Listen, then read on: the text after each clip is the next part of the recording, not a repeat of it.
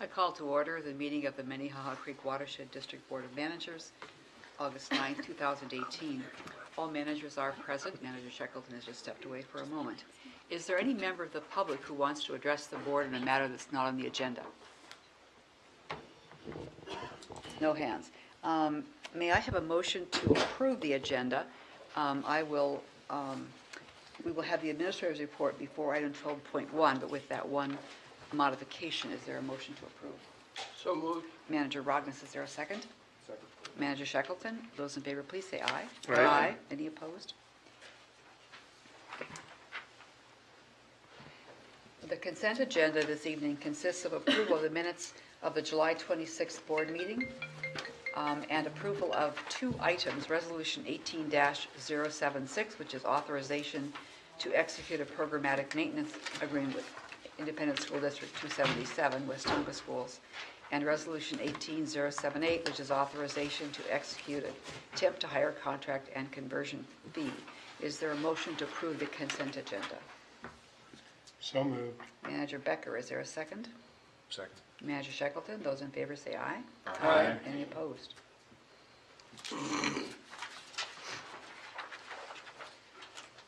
Item 8.1, reports. On July 26th, the managers convened in closed session to review Mr. Whisker's performance over the second quarter, as well as goals and expectations for the third and fourth quarters. The board commended efforts taken to date to manage the strategically planned organizational change and expressed support for steps being taken to consolidate the operations department. Looking ahead, the board and Mr. Whisker discussed third and fourth quarter efforts, including ongoing monitoring and adaptive management of human resources, reinforcing the organizational culture, and setting direction for the district's permitting and responsive programming. Citizens Operations and Programs Committee report, Manager Loftus. Thank you, President White. We met this evening at 5 o'clock and we continued our work on the 2019 budget. We had Ms. Christopher provide some follow-up information from the past couple months. And then the only other item to note on the budget is there will be a public hearing where anyone from the public is welcome to comment on our draft budget, and that is set for August 23rd, prior to the budget's preliminary approval in September. The other item that we discussed was Wasserman Park. Ms. Brown gave us an update on how that is tracking through approvals. And that is all I have to report. Thank you. Thank you. We have a Citizens Advisory Committee report from Manager Miller. We met last night, and I wished everybody could have been there because it was two-pronged. One, it was fully engaging the CAC in some meaningful organizational discussions for the CAC, and I know that both Manager Olson and Becker had pushed for from their recent liaison meetings with the CAC, and James and Tom just did a phenomenal job of setting up the discussion of how to change the regulatory and rule process into a policy-driven responsive programs. And I asked Tom to come tonight to make a presentation because I think you're all going to be really pleased with the direction and leadership Tom and James have had on this important program of the regulatory and permitting issues, including taking responsibility for the leadership on the rule changes. Thank you. Mr. Dietrich. President White and managers, Manager Miller, thank you. So I just wanted to cover very broadly what we discussed last night. So Mr. Whisker kicked us off with the CAC last night by just reframing some of the policy priorities that the CAC has, and among the four, one of them is streamlining regulation. And kind of before we got into detail on how we're going to really start tackling that, we offered some context on the overall structure and function of the department. And we really tried to frame that context with the other regulatory environments that exist when we're talking about the watershed. So what kind of piece do we fill at the regulatory table? So when somebody comes in for a permit at any given time, there's 8 other agencies that may or may not have requirements, and that really puts the district at a unique position. And that's because we know a lot of the technical portions of the other agencies' rules, how they interact, and some of those point people that people can contact. So when somebody is coming in for a permit, while it may be very confusing and overwhelming to see some of that information, it puts us in a very good position to offer tremendous value in terms of technical assistance, and then even the possibility of alternative and creative solutions when somebody's trying to figure everything out in terms of permitting. So from there, we really covered the essential functions of the department, and that really includes the administration of permits, the compliance functions, so monitoring sites during construction and post-construction, and then finally the partnership framework, which really consists of 3 different tiers. And that's the early coordination, the technical assistance piece, and then finally the alternative and creative solutions. And if we're really thinking about that, it is kind of a top-tiered system where if people are coming in to coordinate with the department early, we're able to offer that level of technical assistance. And given enough time and opportunity, we can find those alternative and creative solutions. So one of those examples where it kind of represents the convergence of all 3 of those levels is the Mater Bank project. So we went into a little bit of detail kind of explaining why that was just such a good representation of how people can coordinate with us. The property owners had a better benefit at the end of the day. The city had basically been looking at some strict zoning laws and finding a different solution, offered a better solution for what they were looking at. And then finally, it gave a natural resource benefit to the district. And we're really trying to frame how we're looking at the rule revisions with respect to the strategic planning process and the goals that came out of that. So 2 of those goals were program efficiency and encouraging partnerships. And what we were trying to highlight there is that those 2 are really dependent on one another. So in order to have the capacity to filter out these natural resource opportunities, we're really looking at trying to administer the rules efficiently. And we're trying to refine the scope of the rules so that the district has a very specific technical niche to fill. So the one thing that we've noticed, though, is that in the past, when we're talking about some of these projects that have really come together with this partnership framework, it's a tremendous effort on staff's part to try to get everything moving. And I'm going to steal a phrase from Mr. Whisker, but it's really been kind of an oral tradition that's been handed down. So we're trying to be reflexive when we hear some of these opportunities come in, and we're trying to respond to all of these different aspects of a permit applicant's particular needs. So what we're really looking to do is kind of solidify this framework moving forward. So from there, we kind of had that context of the overarching goals of the department, and then we were really getting into the group activity. And what we did is we broke into small groups, and for each of the CAC members, we were assigning basically stakeholder perspectives. So we had the residents, we had the city, and then finally developers. So these are all the small groups that are interacting. And from their perspectives of that stakeholder, we asked them to basically, in the plainest language possible, explain what they thought the function of the department was. And once we kind of got in that mindset, from there we were really talking about the criteria that each of those stakeholders would really view how the district is performing. By the district, I mean specifically the permitting department. So we have a lot of different balanced perspectives there, and it really generated some very positive, enthusiastic, and energetic discussion. And from here, we're going to be synthesizing some of those comments and then having future discussions with the CAC, but we're really looking forward to moving forward with this process. Well, thank you. Are there any questions for Mr. Dietrich? Appreciate it. Thank you. Anything further? No, Okay. it was a fun session because they Sounds like really it. produced a lot of good concerns, and we're fully engaged. We've got a very talented group of people that have been underutilized, and I think they're ready to step up and really take an active role in rulemaking, which is going to be a lot more fun for them than it was for us the last time we did it. So. Sounds like it. Thank you.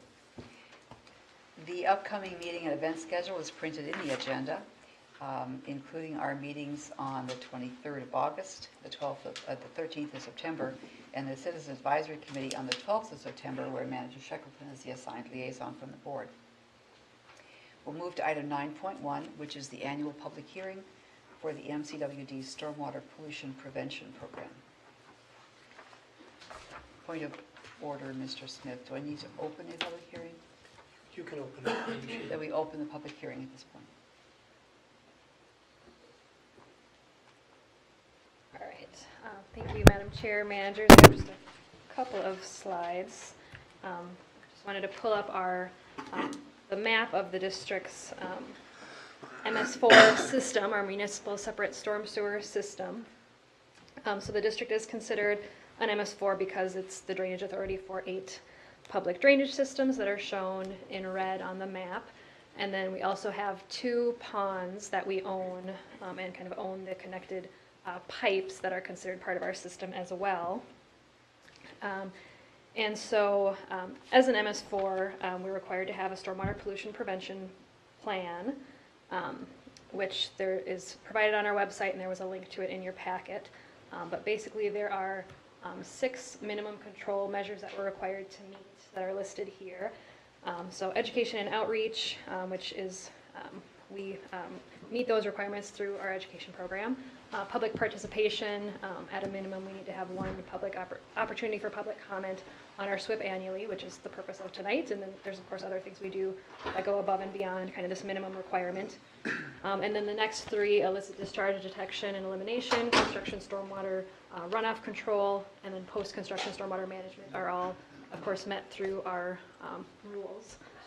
And then finally, pollution prevention and good housekeeping is met through the ongoing maintenance and management of our ponds and infrastructure that are part of our system. And so we maintain a document that kind of outlines how we're meeting all of our requirements. And again, that's posted on our website, and we also maintain kind of a binder internally with all the required documentation. And as I said, we are required to have at least 1 annual public hearing on this. It's been noticed in the Star Tribune, as well as on the district website. We have not received any comments to date, and to my knowledge, I don't know if there's anyone here this evening on this topic, but we can verify that. And so I'll take any questions. Do managers have questions for Ms. Christopher? Is there any member of the public who wishes to address the board concerning the stormwater pollution prevention plan? I see no hands. We'll close the public hearing at this point. Thank you.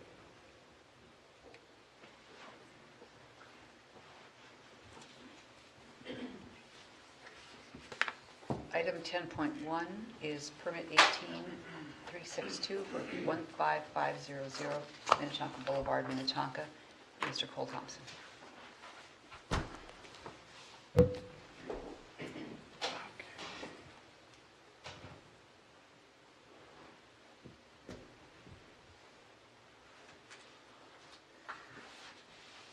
All right, good evening, Board of Managers, President White. I'm here to bring forth permit 18362, the variance request for 15500 Minnetonka Boulevard, Minnetonka. So our agenda for the presentation will be a rundown of the project location, the rule triggers, the variance request, as well as staff recommendation. So the subdivision of 15500 Minnetonka Boulevard into 3 lots as proposed by Steve Arundel is on a property 11.5 acres in size and is a half-mile west of the MCWD office. Some of you may have driven by it on your way in. And the wetland on site accounts for 8.3 of the 11.5 acres. And according to MCWD's functional assessment of wetlands, it is a preserved wetland, and the wetland drains directly to Minnehaha Creek. As you'll see the existing and proposed conditions for the site, there is an existing home which was built in 2007 prior to the creation of the wetland protection rule as it pertains to single-family homes. And the current rule that we are using was adopted as in September 2010. So the rules that this project triggers are the erosion control, stormwater management, and wetland protection rules. However, the City of Minnetonka has authority for erosion control as well as stormwater management. Therefore, MCWD's authority extends only to wetland protection. You'll see here 3 different diagrams. Per the rule, preserved wetlands require a 75-foot buffer, as demonstrated by the applicant. Beneficial buffer slopes under 20%, as well as soil types above B soils, have been identified and therefore allow the applied buffer width to be reduced to 67 feet, as opposed to the 75. Lots 2 and 3, as proposed, meet the rule through the use of buffer averaging, as shown in the diagram on the right. The left diagram is the buffer as required by MCWD without buffer averaging. And the middle diagram is the buffer requirement per the city of Minnetonka, which requires 25-foot buffers. So you can see the difference between Minnehaha Creek's versus Minnetonka's buffer requirements. In regards to the variance request, the criteria mentioned must be addressed. These items include what is listed on the screen, such as special conditions inherent to the property. The hardship was not created by the applicant. Granting the variance is not a convenience.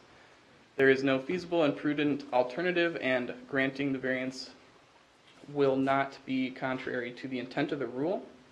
So since the wetland on site has been classified as a preserved wetland, a 75-foot wide buffer is required. Per the rule, buffer averaging can be used to achieve the total buffer area required. And with averaging, that means that the base buffer width of 67 feet can be reduced down to 50% of the required buffer, so 33.5 feet, or it can be an extended buffer up to 200%, therefore 134 feet. Due to the existing driveway and home on Lot 1, the 67-foot buffer, as required by the rule, is not attainable unless the existing home and driveway are removed. And the applicant has provided wetland buffer to the greatest extent feasible. However, they are unable to meet the minimum buffer requirement down gradient of the existing home. And here you will see on the left the Lot 1 home that was shown in the existing conditions.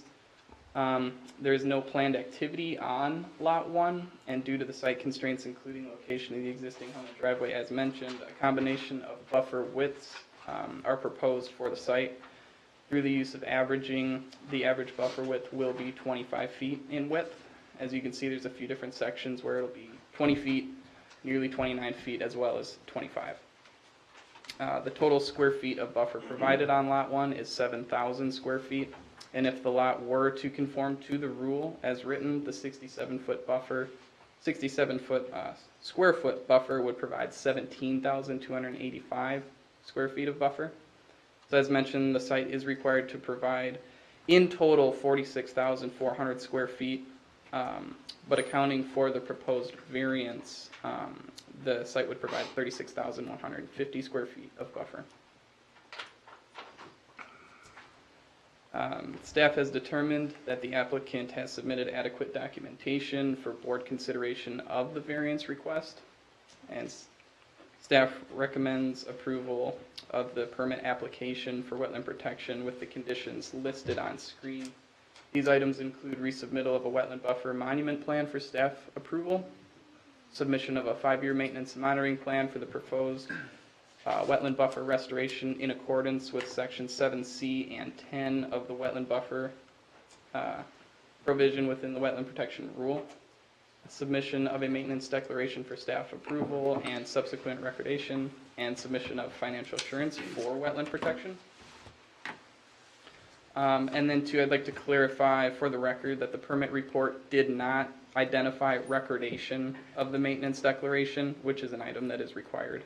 It was just accidentally left out, as well as specifying that the required exhibits for the maintenance and monitoring plan must adhere to section 7C and 10 of the wetland protection rule.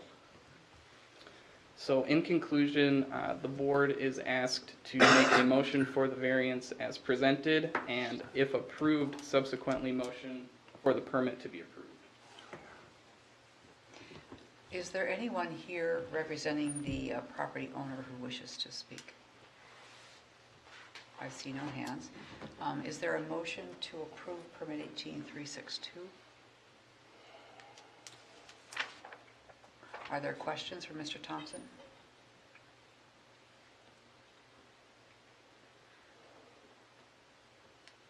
Move approval. Manager Miller has moved. Is there a second?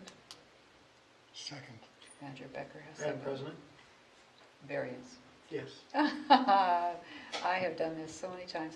Going back, is there a motion to approve the variance for the wetland buffer? So moved. Manager Becker. Is Second. it Manager Miller? Any discussion? Those in favor say aye. Now, is there a motion to approve the permit with the variance and conditions as stated? Move approval. Manager Miller? Second. Manager Becker? Any discussion or questions? Those in favor say aye. Aye. Any opposed? Thank you. Yep, thanks.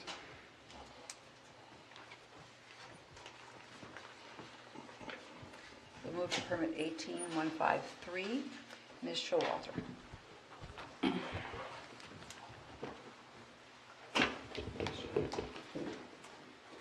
Mr. Whisker. President White, managers, as Elizabeth's getting set up here, I'd like to provide just a brief introduction for staff's report. Just to kind of provide some background, this is a permit that was before you on July 26th, so I wanted to provide a little bit of background to set Elizabeth's presentation up a little bit. Remind everybody and ground everybody in this situation that's going to be presented tonight. We have a permit with Lifetime Inc. that had an application, several applications over a course of years in front of the district between 2009 and 2013. And at that time, those permit applications triggered a level of disturbance that would have required the district stormwater management rule to have 1 inch of volume control across the entire property's hard cover, which in this case is almost the entire property. That didn't happen at that time, and in 2018, with this permit application with give or take about 5,000 square feet of disturbance, we've been working with Lifetime to require stormwater management for the whole site. And so Elizabeth will get into this in more details, but the shortfall is really the shortfall that we're dealing with from 2013. It's about 7 pounds of phosphorus reduction that's required and about a ½ acre foot of volume control. The proposal that they have in front of the district does provide some minor or nominal improvements to volume and water quality. And so really, to make sure everything's clear, the variance consideration was for that 7 pounds, ½ acre foot, looking back to 2013. Now, at the last meeting, there's a lot of discussion, and ultimately the board ended up tabling action on the application and directed staff to go back, refine its technical analysis, look at characterizing, what's happening in the subwatershed, what investments the district's made in the subwatershed with its partners in the past, as well as continue exploring and refining options for treatment within the subwatershed or on campus, and then bring that refined technical analysis back to the board. So you're going to get that from Elizabeth tonight. The other piece of direction that we got was to explore any potentially collaborative solutions with Lifetime and the city. And so staff's refined its analysis. That is in the packet along with a host of other information. Elizabeth will touch over that and the high points. I'd also like to note we have met with the City of St. Louis Park. Beyond the initial screening that the district's done, we've sat down with their community development staff, their public works staff, and in your packet you'll find, and Elizabeth will walk you through, a list of future public and private investments that are going to be made within the subwatershed potentially could offer the opportunity to integrate the 7 pounds, ½ acre foot of improvement into those future projects. And it came in a little bit late to be included in the packet, but going along with that map, there will be a letter in front of you on your desk, a letter of support from the City of St. Louis Park, just outlining that it'd be their intent as those public and private projects come up to screen those very early in the process with the district and identify if there's a technically, economically feasible way of getting that 7 pounds, ½ acre foot out of those projects. We've also had a series of conversations with Lifetime, and who's here tonight and can answer any questions, and we've developed a possible framework for partnership, the term sheet for which is outlined in your packet, and Elizabeth will give you the details on that. And so the packet's got the permit report, this technical memo summarizing what's happening in Twin Lake in general, the feasibility analysis of all the different types of projects that we've looked at and some of their constraints. There's a map from St. Louis Park that goes along with the letter that I've handed out. And then I think the meat of the conversation, hopefully tonight, is focused on the final attachment, which is this term sheet and partnership framework for the board's consideration between Lifetime and the district. And to kind of orient the emphasis that I've asked staff to place on the presentation, we'll recap the permit application. We'll provide an overview of the feasibility analysis, but I don't think, unless the board desires, it's not our intent to go through every single option and the trade-offs and the engineering analysis that's been provided for you in the packet. So you're going to get the broad brushstrokes on that breaks down those options categorically and outlines the criteria with which we've evaluated them. And then we'll put most of our emphasis on the partnership framework. And so we're not requesting action tonight. We're looking for discussion, and pending that discussion and direction from the board, staff will be prepared to bring back the permit application, variance, and the cooperative agreement, if you so choose, built off of that term sheet for final consideration and action on the 23rd. So I wanted to provide that preamble. If there's no questions off the top, I'm happy to turn it over to Ms. Showalter. All right, Ms. Showalter. Thank you. Great, thank you, President White, managers. So as Administrator just outlined, I'll be starting with the project background, doing a brief overview of the subwatershed analysis, outlining the highlights of the partnership framework that was included in the packet, and then summarizing the next steps.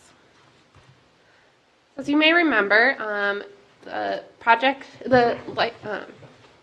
Lifetime property is about a 10.8 acre site near the intersection of Highway 100 and Cedar Lake Road.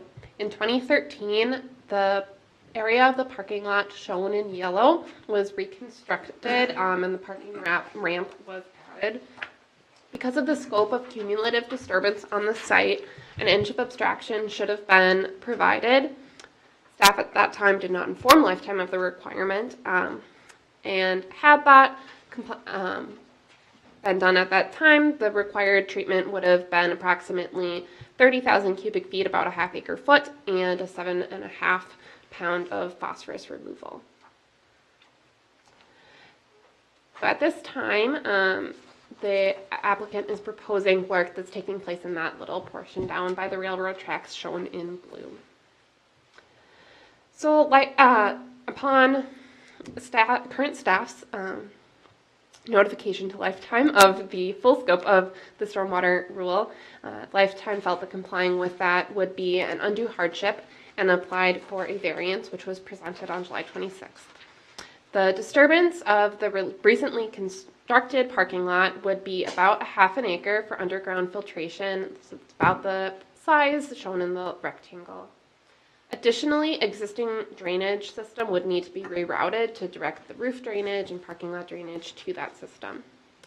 Lifetime's application indicated that the disturbance would significantly impact club operations and that compliance with the inch of abstraction requirement would have been substantially easier in 2013 when that parking lot was reconstructed.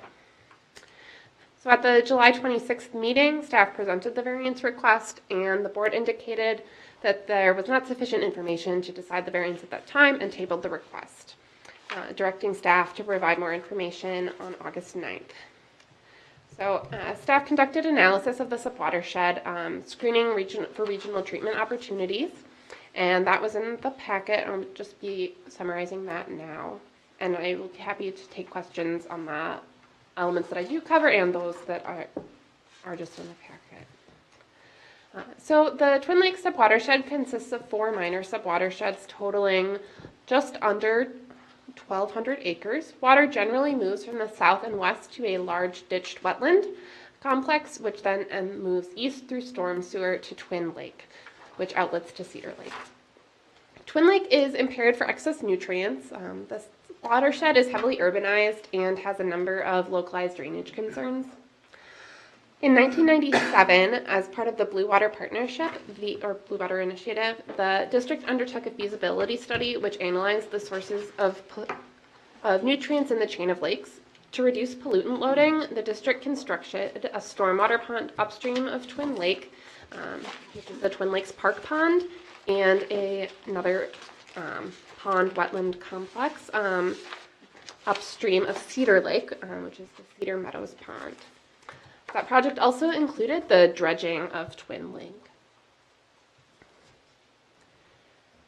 So for the portion of the feasibility analysis focusing on potential regional treatment opportunities, staff and Wank Associates performed what we like to believe was a thorough analysis of a range of opportunities in the subwatershed, which included wetland restorations, upgrading existing stormwater infrastructure, inline improvements to the municipal storm sewer system, construction of new infrastructure on public land and also on private land.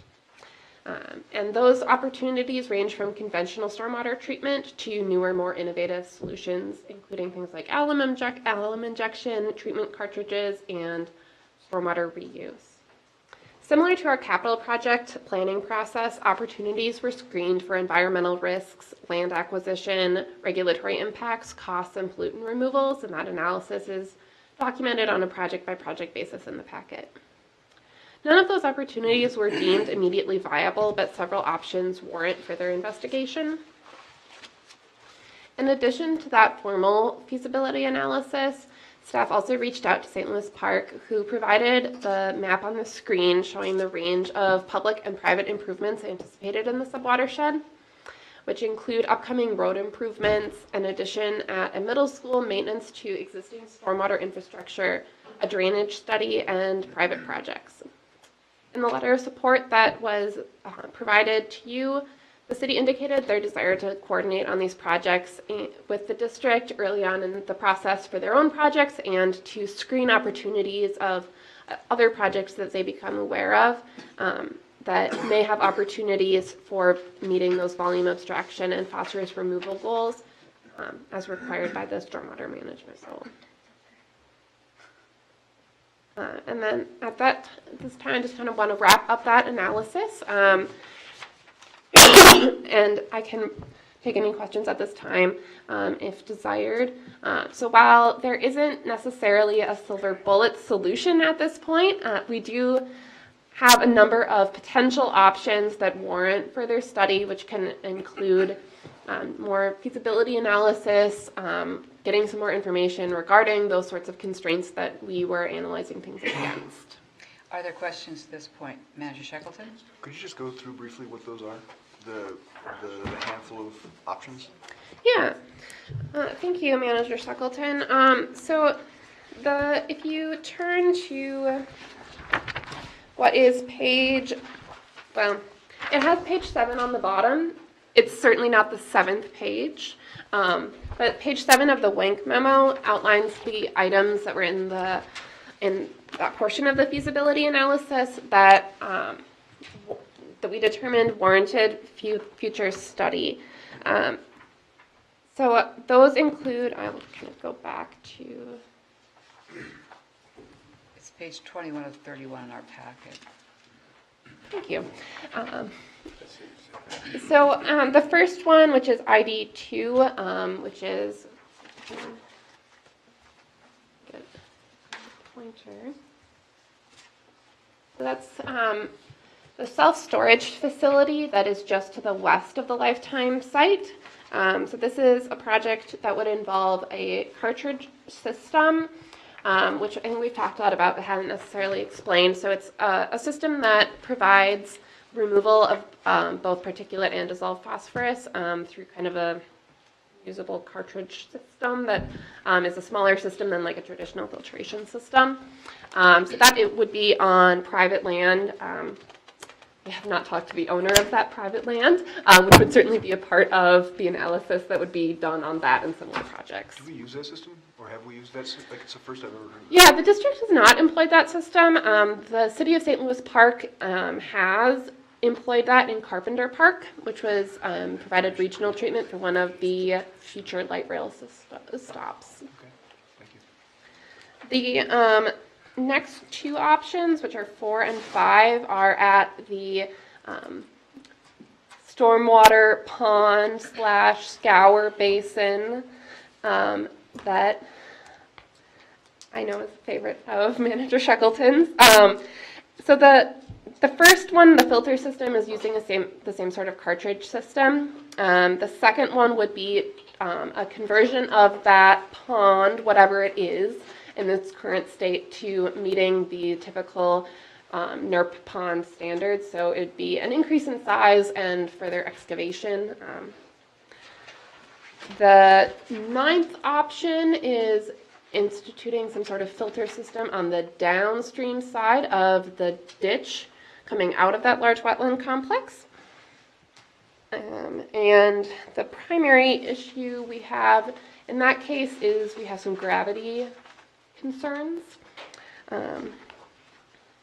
It's just a difficult thing to overcome sometimes.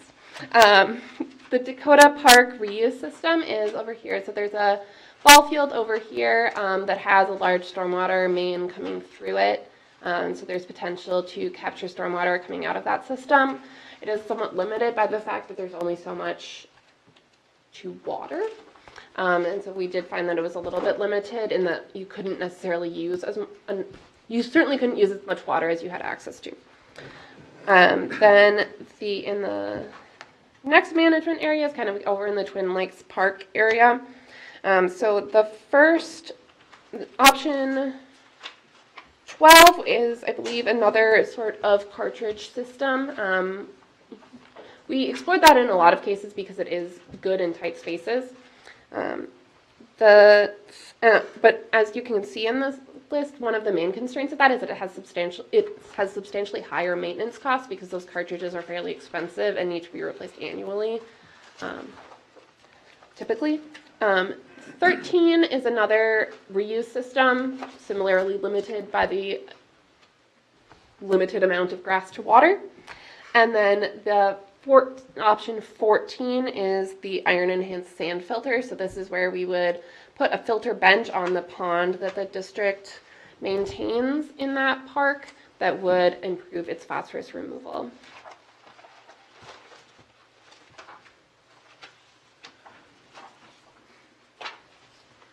Four and five is not necessarily my favorite, but we both independently visited it. Yes. And I guess my question is, not knowing how it's functioning, how the water's flowing through there, how it's getting there, and where it's going, just thinking about the circumference of the arc of dirt that extends from one end of the wetland to the other end of the wetland, through which there doesn't seem to be a pipe. Does it have the dimensions of a NERC pond that would actually function to treat additional water off of?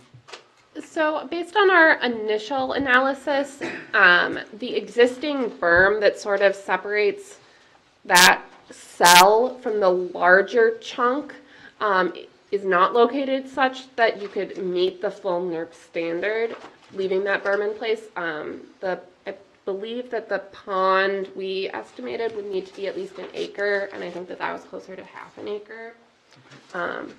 But that would certainly be something we would explore more with feasibility analysis. No, I know there's not enough time, there had not been enough time before tonight to achieve that, and I was just, Yeah. thank you. Other questions, Ms. Showalter, at this point? Nope. Go ahead. All right.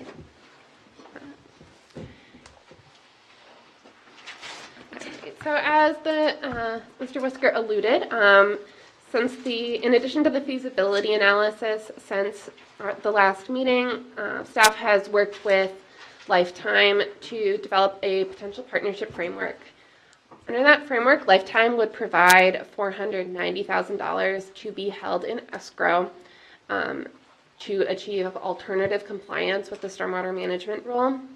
And the district would have up to 5 years to identify a project, which could include any of the items that were listed through the feasibility analysis or in the St. Louis Park opportunities graphic, or something else that has not yet to be discovered.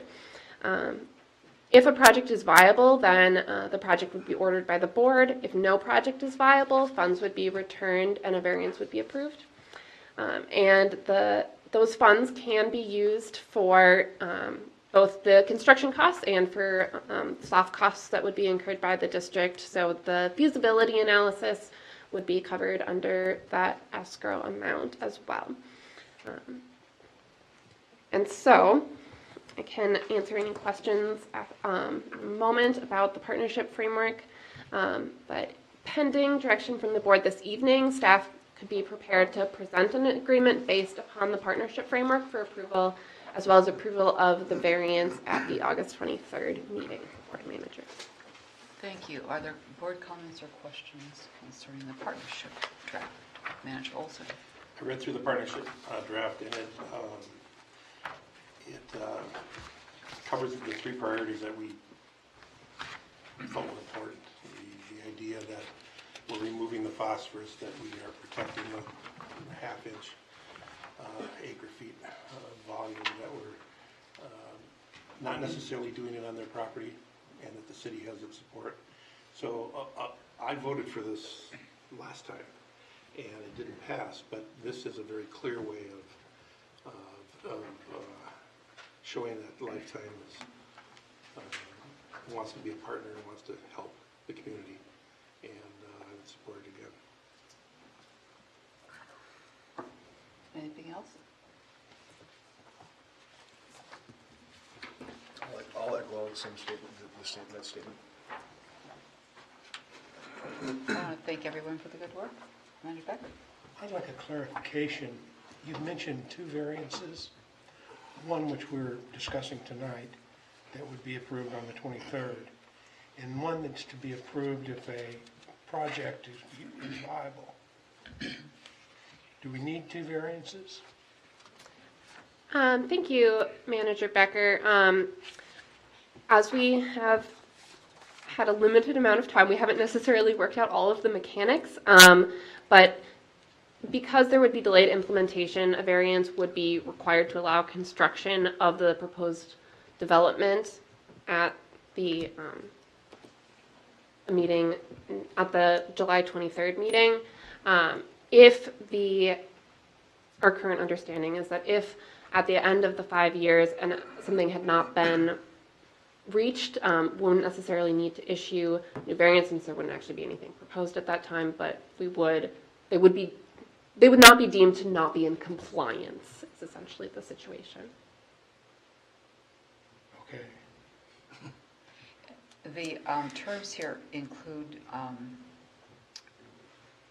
Lifetime being allowed to come up with its own ideas for projects, and I'm assuming that that would also be approved by the district before it was approved. That is correct. We would certainly need to review something in order to determine that it is meeting the requirements of the rule. Mm-hmm. Manager Loftus. I appreciate everyone's work on this permit and variance, so thank you to everybody. I know it wasn't easy, but I am optimistic that something can be found in the next 5 years. Curious whose tickler it stays on every year to kind of prod and look. Who will be responsible for making that happen? Say we don't find anything in year 1 and 2, but year 3 start looking again. Let me defer here to Mr. Whisker. President White, managers, Manager Loftus. The way this is structured is that Lifetime has the option of identifying something on their campus. I think in discussion with them and just understanding the site constraints and programming for their campus here, that's probably less likely than us finding something off campus. So proportionally, I think some of the responsibility is going to lie with the district, working with St. Louis Park and other private partners to identify opportunities. I think when we come back on the 23rd, we might be able to provide a clear framework for who on staff is going to be tasked with this responsibility, what the cooperative relationship looks like with St. Louis Park, so that when permits come in, if we're receiving them or St. Louis Park's receiving them for other private property, how we're coordinating early with their public works for infrastructure projects or their parks department, how we're coordinating early. I mean, there's definitely some details to be worked on in terms of the mechanics. But I think the way that this is structured is the district's really taking a leadership role in partnership with Lifetime with the funds that they're providing. And so the responsibility is going to be ours, Great. I would see it, to find a solution predominantly. Great. Any other comments? Very well. Thank you very much. You have So enough. the board is comfortable going this direction? I look to Mr. Smith. I don't know that we need a motion or if it's out of turn, but This it is a might help. motion. Okay. I would think it's So a we will motion. return with the permit for consideration and a cooperative agreement for board consideration on the 23rd based on the term sheet you reviewed. Thank you. Yes, please. Thank you. And I'd like to thank Elizabeth and our friends over at Lifetime for putting in a lot of hard work over the last couple of weeks to get us to this point. Thank you all. Thank you. Thank you, managers. I'll see you again next time weeks. for hopefully Final approval. final approval.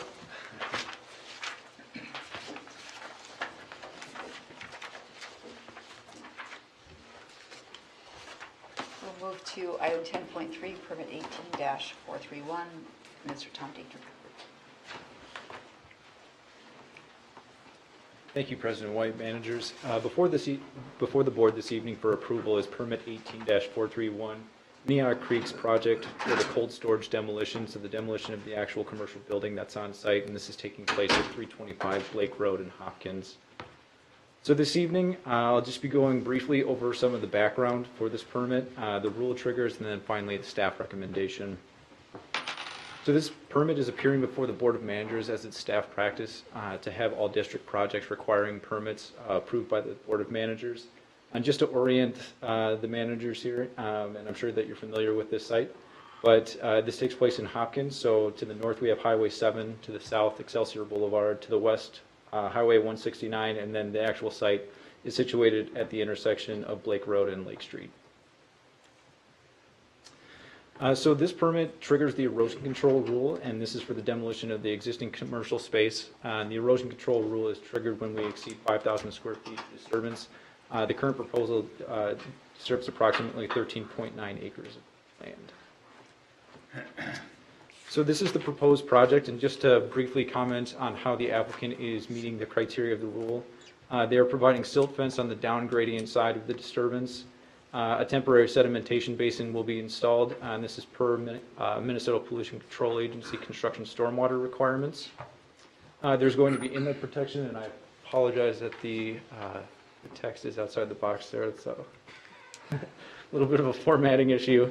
But the inlet protection, just a note, that is going north and south on Blake Road. That is part of Hopkins Road reconstruction project.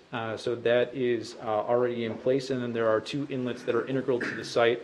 So to the northwest and to the southeast that will have inlet protection as well. There'll be two construction entrances.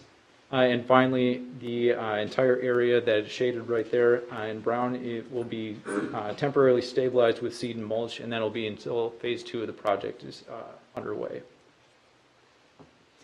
So just to conclude here very briefly, we're looking for approval of the erosion control permit for demolition of the existing commercial space. At what point do we have to declare our conflict? We're here to listen to the public. It's like the city council granting themselves a liquor license. Would that we had that power.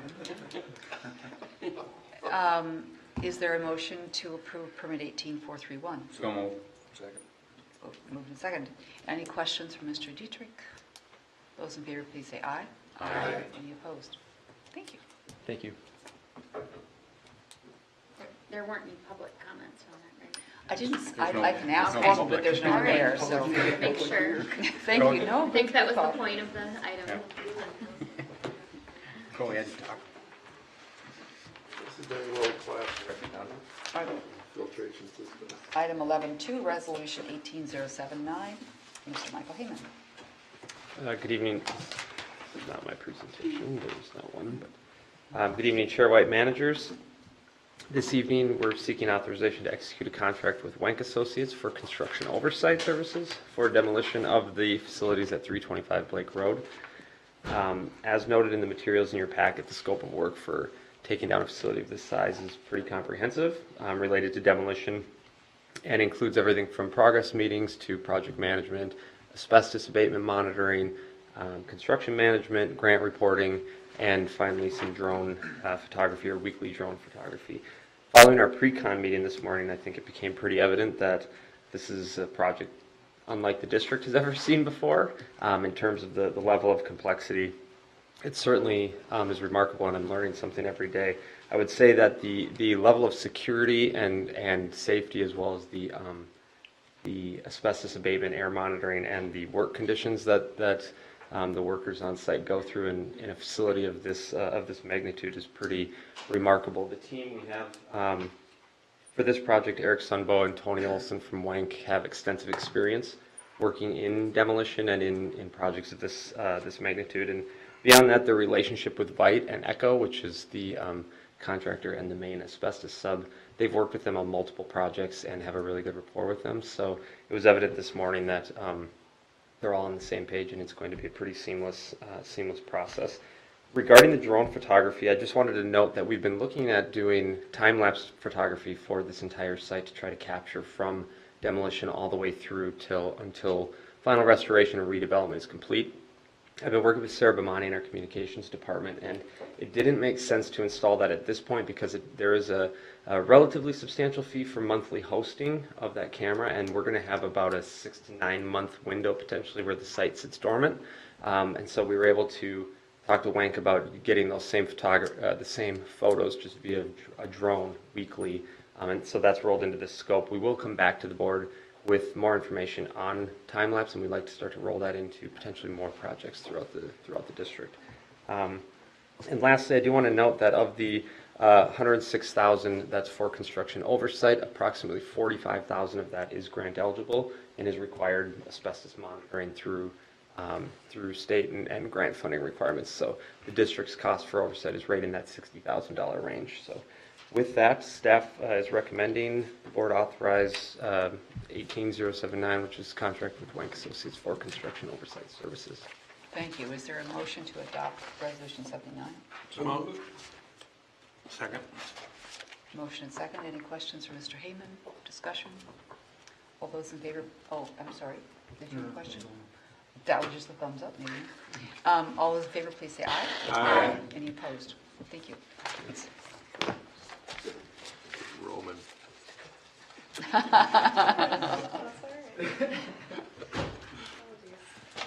Dave is practicing for his next trip, you know. Ms. Christopher with Resolution 18080. Yes, thank you, Madam Chair, managers. Tonight, staff is requesting adoption of the annually revised capital improvement plan. At your June 14th meeting, the board authorized release of the CIP for a 30-day review and comment to the cities and counties. As you know, the CIP includes a number of projects within our 3 focal sub-watersheds, as well as opportunity-based projects throughout the watershed to allow us to remain responsive to land use change and things that arise throughout the plan cycle.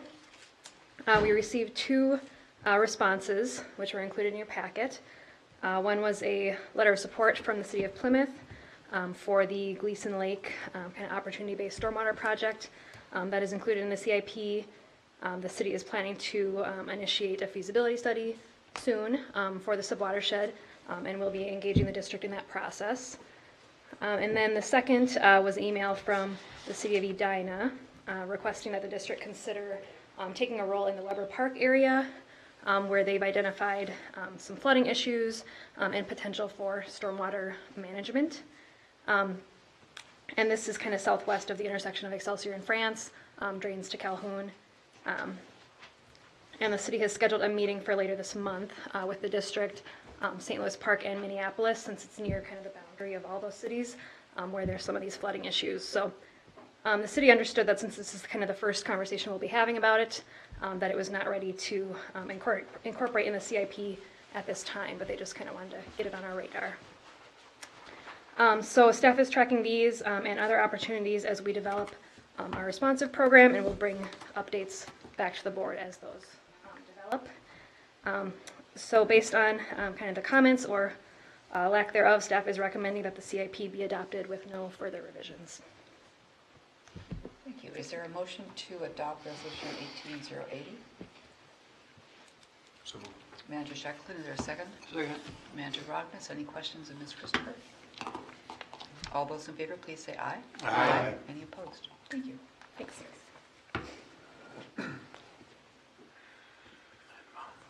We'll move down to the administrator's report. Mr. Whisker? Yes, thank you. President White, managers, I think 3 or 4 items tonight.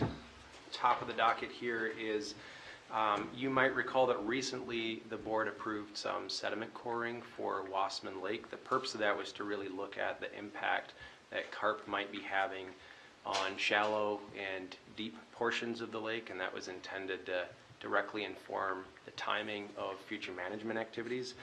The staff's been out and done some recent electrofishing, and carp densities in Wasserman are kind of near the ideal threshold, about 100 kilograms per hectare. We've been doing seining out there and using the tracking data to do that, so that's a positive result of our efforts.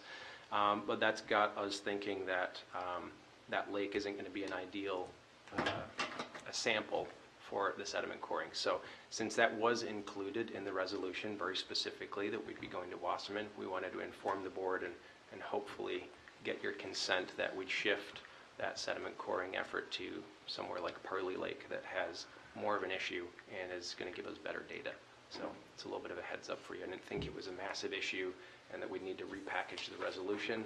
Just wanted to let you know. I had sent an email out today coordinating with President White, just framing some dates for a potential board retreat. So we're looking at September 6th, September 20th, maybe 2-hour blocks, 5 to 7, 7 to 9. And then you should have received a poll from operations staff today just seeking your preferred date and time.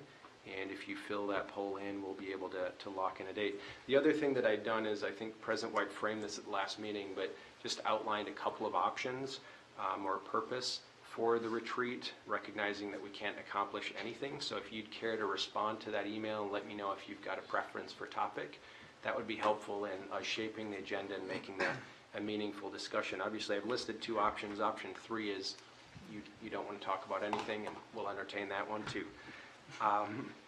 The final couple things here is Darren had let me know that it was recently National Night Out, and we'd made a couple connections. One that I wanted to note is that the district had provided some materials to support the Dutch Lake Association's National Night Out. We provided some materials along with a map of this watershed, and as part of their National Night Out as a watershed, they looked at kind of the land use water connection. They've done a bunch of storm drain stenciling and activities that we supported with really not much effort, just providing some materials, and that involves some coordination with Mound. So that was a good effort there. The final thing that I wanted to report or make a note on to the board tonight is just to take a minute and take a step back and just say thank you again for giving me the chance to serve in this role, and to thank staff for all their hard work over the last couple of months through what's been a period of change, I think, is to probably put it mildly. I'm starting to have a lot of fun. I'm learning a lot and more every day, and hopefully adding some value along the way. So I just want to take a minute and say thank you to everybody. You're welcome. That's my report. Okay, great. Now, item 12.1. For another week. Employed for another week. That's my goal every day when I wake up. One more week. In order to talk about redevelopment and sale of 225 Lake Road property, which concerns the value of the property, I would appreciate a motion to convene in closed session. So moved. Manager Olson, is there a second? Second. Manager Shackleton, those in favor, please say aye. Aye. Any opposed? We are in closed session.